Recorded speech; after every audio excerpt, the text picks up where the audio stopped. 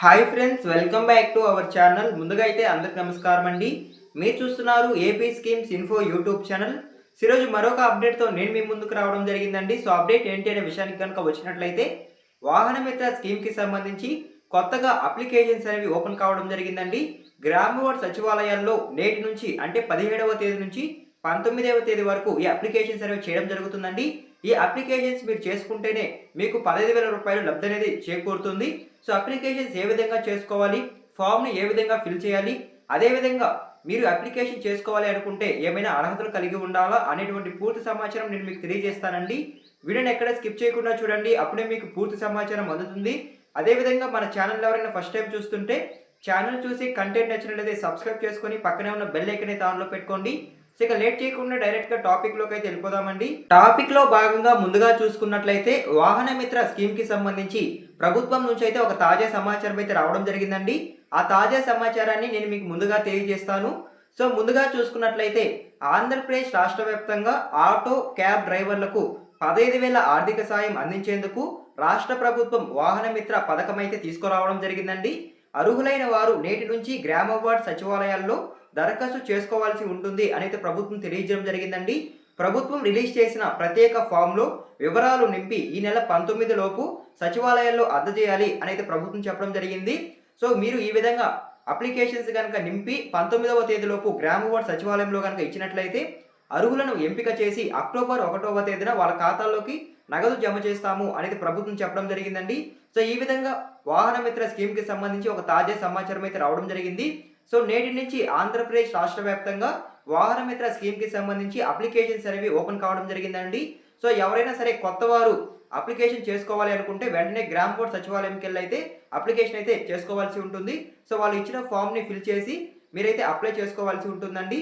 So ఏ విధంగా ఫామ్ని fill చేయాలి, ఎలా అప్లై చేయాలి అనేటువంటి పూర్తి సమాచారం నేను మీకు తెలియజేస్తాను.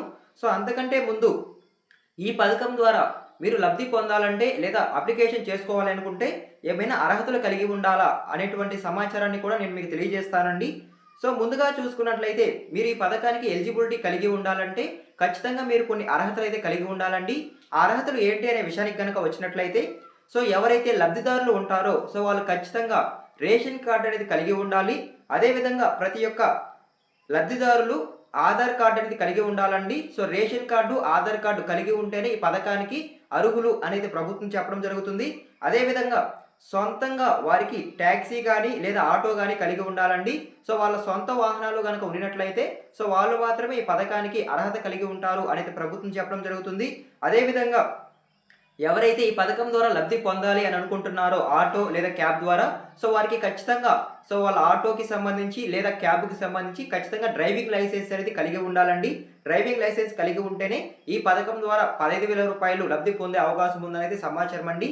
అదేవిధంగా ఒరిజినల్ ఆర్సీ కలిగి ఉండాలి. అదేవిధంగా నెక్స్ట్ చూసుకున్నట్లయితే ఒకరి రేషన్ కార్డులో ఒకరికి మాత్రమే ఈ పథకం ద్వారా లబ్ధి పొందే అవకాశం అయితే ఉంటుందండి. సో ఇంట్లో ఎంతమంది ఆటోలు ఉన్నా సరే ఒక రేషన్ కార్డులో ఒకరికి మాత్రమే ఈ పథకం ద్వారా అయితే లబ్ధి పొందే అవకాశం అయితే ఉంటుంది. సో అదేవిధంగా నెక్స్ట్ చూసుకున్నట్లయితే లబ్ధిదారులు ఎవరైతే ఉంటారో సో వాళ్ళు ఖచ్చితంగా బ్యాంక్ అకౌంట్ కలిగి ఉండాలి. సో అదేవిధంగా వెహికల్ అనేది సో ఏదైతే వాహనం ఉంటుందో ఆ వాహనం అనేది ఖచ్చితంగా ఆంధ్రప్రదేశ్ రాష్ట్ర ప్రభుత్వంలో రిజిస్ట్రేషన్ అయి ఉండాలి. సో వేరే రాష్ట్రంలో కనుక రిజిస్ట్రేషన్ అయి ఉంటే ఈ పథకానికి అనర్హులు అనేది ప్రభుత్వం చెప్పడం జరుగుతుంది. సో అదేవిధంగా నెక్స్ట్ చూసుకున్నట్లయితే ఎవరైతే లబ్ధిదారులు ఉంటారో వాళ్ళు ఖచ్చితంగా ఆంధ్రప్రదేశ్ రాష్ట్ర ప్రభుత్వంలో స్థిర నివాసులై ఉండాలి. సో వీరు మాత్రమే ఈ పథకానికి అర్హులు అనేది ప్రభుత్వం చెప్పడం జరుగుతుంది. సో ఈ విధంగా కొన్ని అర్హతలు అయితే ప్రభుత్వం చెప్పడం జరిగిందండి. సో ఈ ఎలిజిబిలిటీస్ కలిగి ఉంటేనే మీకు ఈ పథకం ద్వారా అయితే లబ్ధి పొందే అవకాశం అయితే ఉంటుంది. సో ఓకేనా, మీకు క్లారిటీగా అయితే అర్థమైంది అనుకుంటున్నానండి. సో నేను ఇప్పుడు చెప్పిన పాయింట్స్ ఎవరైతే అర్హత కలిగి ఉంటారో సో వారికి మాత్రమే ఈ పథకం ద్వారా లబ్ధి పొందే అవకాశం. సో ఓకేనా. అదేవిధంగా నెక్స్ట్ చూసుకున్నట్లయితే సో మీరు కొత్తగా ఈ పథకానికి అప్లై చేసుకోవాలి అని అనుకుంటే, సో కొత్తగా మీరు ఈ పథకం ద్వారా లబ్ధి పొందాలి అనుకుంటే ఖచ్చితంగా మీరు దరఖాస్తు అనేది చేసుకోవాల్సి ఉంటుందండి. సో నేటి నుంచి ఆంధ్రప్రదేశ్ రాష్ట్ర వ్యాప్తంగా వాహన మిత్ర స్కీమ్కి సంబంధించి అప్లికేషన్స్ అనేవి ఓపెన్ కావడం జరిగిందండి. సో మీరు ఈ రోజు నుంచి 19వ తేదీ వరకు అప్లికేషన్స్ అనేవి చేసుకోవచ్చు. కేవలం 3 రోజులు మాత్రమే గడువు ఉందండి. సో వెంటనే మీరు గ్రామ వార్డ్ సచివాలయంకి వెళ్ళి రిక్వైర్డ్ డాక్యుమెంట్స్తో మీరైతే అప్లై అయితే చేసుకోండి. సో మీరు ఇప్పుడు దరఖాస్తు ఏ విధంగా ఫిల్ చేయాలి అనేటువంటి పూర్తి సమాచారం నేను మీకు తెలియజేస్తానండి. సో ముందుగా మీరు స్క్రీన్ పైన కనుక చూసుకున్నట్లయితే ఆంధ్రప్రదేశ్ రాష్ట్ర ప్రభుత్వం అయితే రీసెంట్గా వాహన మిత్ర స్కీమ్కి సంబంధించి దరఖాస్తు ఫామ్ అనేది రిలీజ్ చేయడం జరిగిందండి. సో ఫామ్ అయితే ఈ విధంగా ఉంది. సో ఇప్పుడు ఈ ఫామ్ని ఏ విధంగా ఫిల్ చేయాలి అనేటువంటి సమాచారాన్ని నేను మీకు తెలియజేస్తానండి. ముందుగా చూసుకున్నట్లయితే దరఖాస్తుదారుడి పేరు, సో ఎవరైతే కొత్తగా ఈ పథకానికి అప్లై చేసుకోవాలి అని అనుకుంటున్నారో వాళ్ళ యొక్క పేరు అనేది ఎంటర్ చేయాల్సి ఉంటుందండి. అదేవిధంగా వాళ్ళ యొక్క తండ్రి పేరు ఆధార్ కార్డులో ఏదైతే ఉంటుందో సేమ్ అదే అయితే అక్కడ ఎంటర్ చేయాల్సి ఉంటుంది. అదేవిధంగా ఆధార్ కార్డ్ నెంబర్ ఎంటర్ చేయాల్సి ఉంటుంది. మొబైల్ నెంబర్ కూడా ఎంటర్ చేయాల్సి ఉంటుంది. సో మొబైల్ నెంబర్ మీరు వర్కింగ్లో ఉండే మొబైల్ నెంబర్ అయితే ఇవ్వాల్సి ఉంటుందండి. సో ఫ్యూచర్లో దీనికి సంబంధించి ఏమైనా అవసరం ఉంటుంది కాబట్టి ఖచ్చితంగా వర్కింగ్లో ఉండే మొబైల్ నెంబర్ అయితే ఇవ్వండి. అదేవిధంగా కులము, ఉపకులము, సో మీ యొక్క క్యాస్ట్, దానికి సంబంధించి సబ్ క్యాస్ట్ ఏదైతే ఉంటుందో సో దాన్ని మీరు అక్కడ ఫిల్ చేయాల్సి ఉంటుంది. అదేవిధంగా కుల ధృవీకరణ పత్రం నెంబర్, సో మీ యొక్క క్యాస్ట్ సర్టిఫికేట్కి సంబంధించి ఒక నెంబర్ అయితే ఉంటుందండి. ఆ నెంబర్ కూడా మీరు ఎంటర్ చేయాల్సి ఉంటుంది.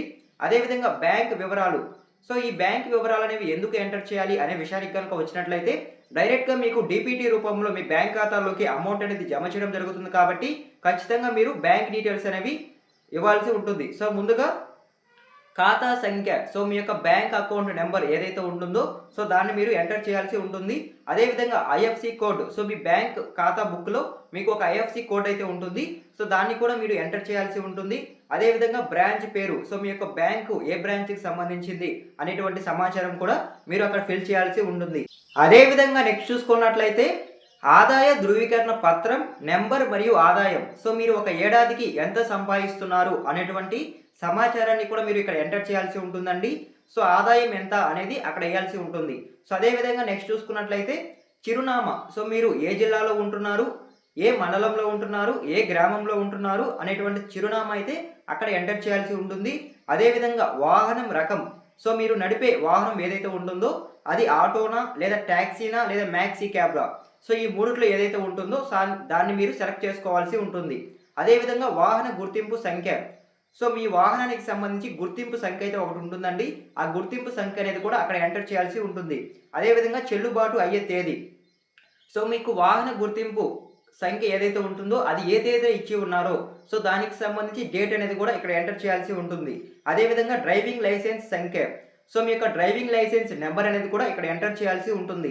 అదేవిధంగా జారీ చేసిన తేదీ, కార్యాలయం, సో మీ యొక్క డ్రైవింగ్ లైసెన్స్ అనేది మీరు ఏ తేదీన తీసుకున్నారు, ఏ కార్యాలయంలో మీకు ఈ డ్రైవింగ్ లైసెన్స్ అనేది ఇచ్చారు అనేటువంటి సమాచారాన్ని కూడా మీరు ఇక్కడ ఎంటర్ చేయాల్సి ఉంటుంది.